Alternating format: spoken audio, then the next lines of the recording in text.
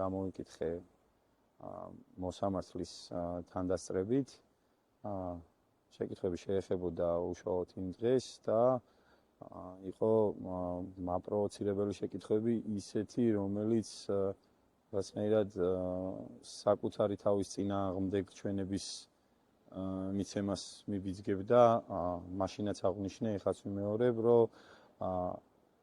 ადგილზე, როდესაც 10-დან 20 პოლიციელამდე იყო ჩემს გარშემო და შემთხვევა იყო, რომ იარაღი დამიმიზნეს,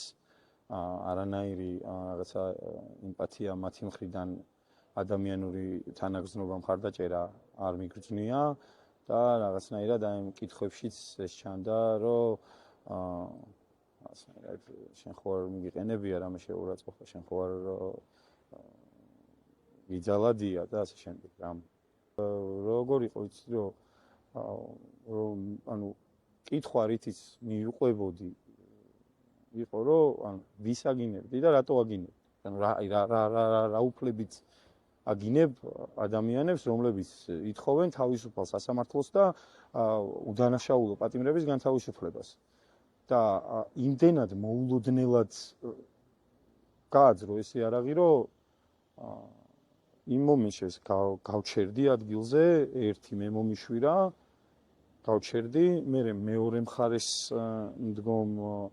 აქციის მონაწილეს მივშვირა და მე დაიძრა იარაღით ჩემსკენ და უკვე რომ მომიახლოვდა მაგ დროს ერთი ხელი კისერში და მეორე იარაღში და დავეცით ორივე ერთად და მაგ დროს წავარდე იარაღი. უშუალოდ იმ მომენტში